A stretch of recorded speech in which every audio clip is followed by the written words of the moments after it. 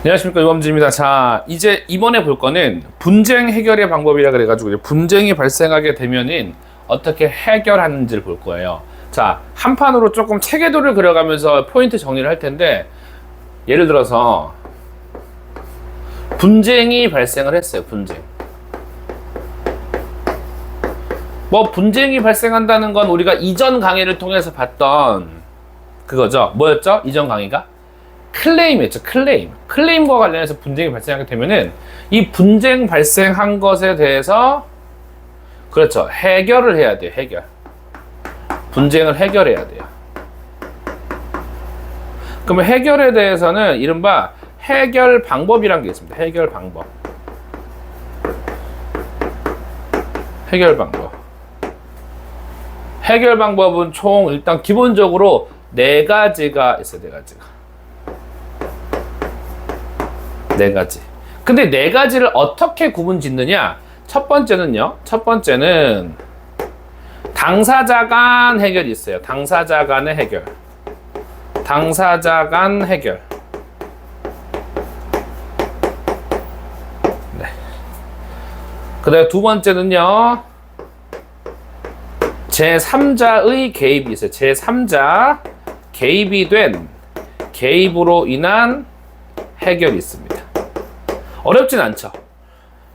문제를 일으킨 당사자가 해결한다거나 아니면은 제3자가 개입해서 그 당사자 사이에 그 3자로 인해서 해결이 촉진된다는 거예요. 근데 여기서 이제 한 가지 아까 근데 제가 4가지라고 얘기한 건 좀 수정해야겠네요. 예, 해결 방법인데 이거 수정할게요. 이렇게 하면 지금 뭐가 4가지라는 건지 할 수 있거든요. 일단 기본적으로 나올 거는 2가지. 2가지가 바로 이제 요거죠. 이거 2가지. 그럼 이 안에서 세부가 정해진다는 거예요. 당사자 간의 해결은 뭐 간단합니다. 뭐 화해. 누군가가 사과해서 그거에 대해서 이제 합의를 본다는 거죠. 예, 사과를 통해서. 예, 화해. 그 다음에요. 예, 타협. 또는요. 예, 클레임의 포기. 클레임을 포기하는 거. 이거 보시겠죠. 그럼 제3자가 개입한다는 거는 양 당사자가 선임한 뭐 이런 사람들이겠죠. 첫 번째가 알선. 두 번째가 중재. 조정부터 먼저 갈게요. 중재도 있는데 조정을 먼저 가고요. 조정. 그 다음에 중재. 이렇게 있죠. 그리고 마지막이 소송. 소송이라고 했습니다. 물론 소송은 조금 잘라야 돼요. 이유를 디테일로 들어가서 말씀드릴게요. 먼저 첫 번째 알선은요. 알선 같은 경우는 이렇게 한 3가지 정도만. 네. 3가지 정도만 조금 해볼게요. 3가지 정도만. 먼저 알선이라는 거는 말 제3자의 개입인데요. 예. 제3자 개입인데 약간 그 제3자가 어떤 느낌이냐면요. 제3자가 약간 좀 기본적으로 약간 무역 전문가 느낌? 예, 무역 전문가.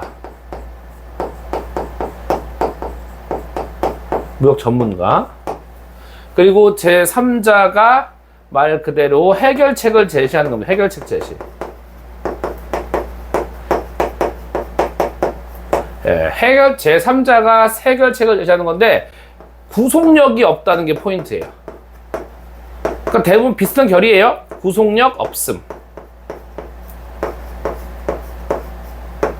네, 구속력이 없음. 네, 구속력이 없다는 겁니다. 자, 제가 여기 무역 전문가라고 써놨던 거를 잘 한번 기억을 해주세요. 잘 한번 기억을. 자, 그럼 두 번째는 뭐냐? 밑에 쓸게요. 두 번째는 구분되게. 두 번째는 일단 조정이에요. 조정인데 똑같이 이것도 한 3가지 정도만요. 똑같이 제3자가 개입하는 건데요. 제3자가 개입하는 건데 이게 어떤 중재기관이에요. 중재기관.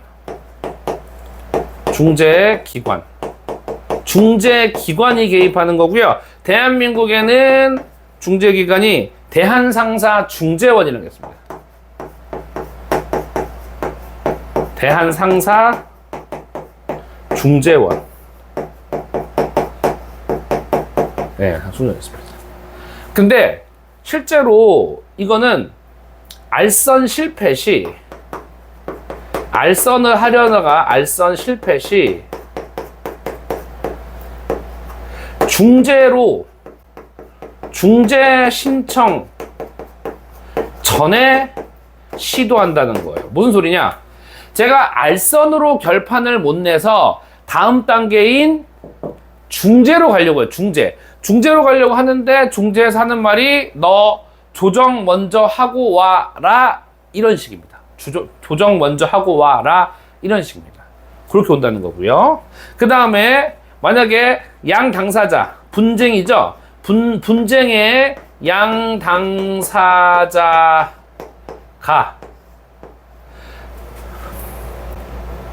조정안 수락시, 그러니까 조정안을 수락할 의무는 없어요. 수락할 의무는 없지만 의무는 없어요. 의무는 없지만 만약에 수락한다면 수락 시 조정안에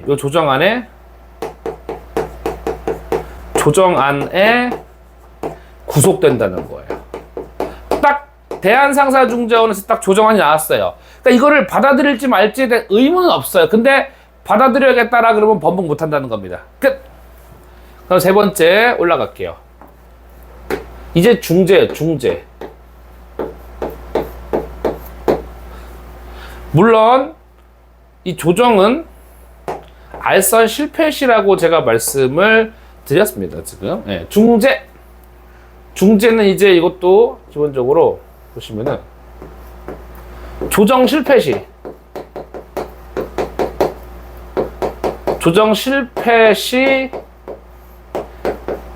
실시하는 거야. 조정 실패 실시. 중재. 당연히 이것도 누가 개입한다? 중재기관이 개입한다. 중재기관. 자, 그런데 이 중재에 있어서는 자, 중재기관의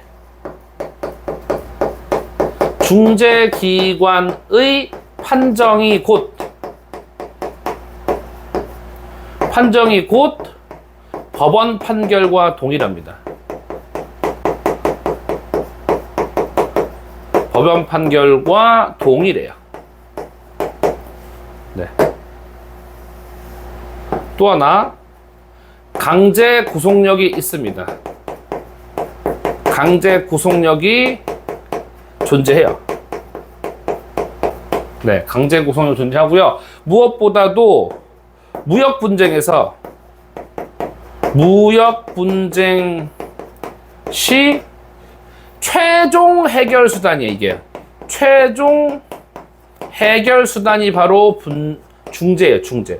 최종 해결 수단. 네.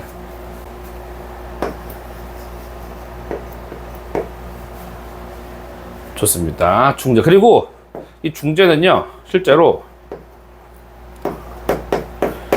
외국의 판정이 효력이 있어요. 즉 다시 말해서 우리 대한상사중재원에서 한국과 미국의 중재에 있어서 판결을 내렸습니다. 미국이 잘못했다, 배상을 해라 라고 했다면 실제로 그 판정의 효력이 있어요. 이른바 근거가 바로 뉴욕 협약이 그 근거예요. 뉴욕 협약. 뉴욕 협약에 가입한 국가들은 서로 간에 중재와 관련해서 판결을 수용하기로 약속을 한 겁니다. 이게 바로 그 근거예요, 근거. 요거 한번 좀 기억을 해주시고요. 근데 여러분,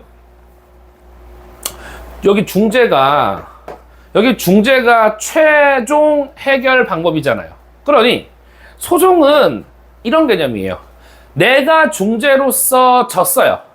제가 중재로 졌어요. 그러면 중재는 중재대로 제가 책임을 져야 될 부분은 책임을 지고, 그 다음에 소송은 제가 별개의 할 것이 있으면 그때 소송은 따로 건다는 거예요. 논외로 다른 노선으로, 다른 방법으로, 또 다른 수단으로 한다는 거지, 중재 거 그대로 증거 이어받아서 소송으로 간다는 거 아닙니다. 중재기관이 하는 일이고 법원이 하는 일이에요. 그러니 길이 달라요, 길이. 꼭 기억해 두세요. 그 다음에 4번. 그럼 이제 뭘 볼 거냐? 이거 조금 잘라야 돼요. 4번이지만 잘라야 돼요. 잘라야 됩니다. 중재와 소송의 비교를 좀 해봐야겠죠. 자, 중재는요, 일단 중재는 아시겠지만, 자,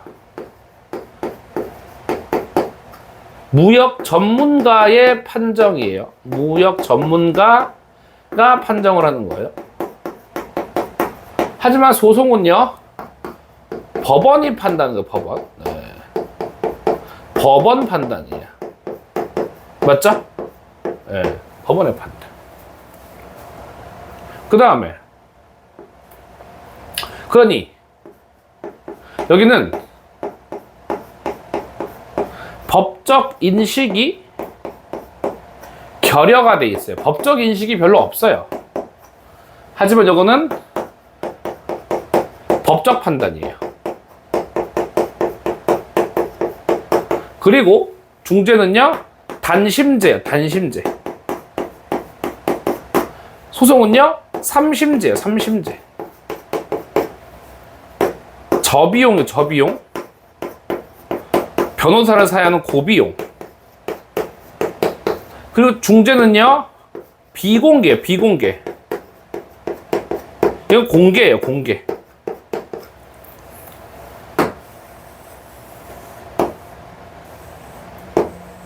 요겁니다.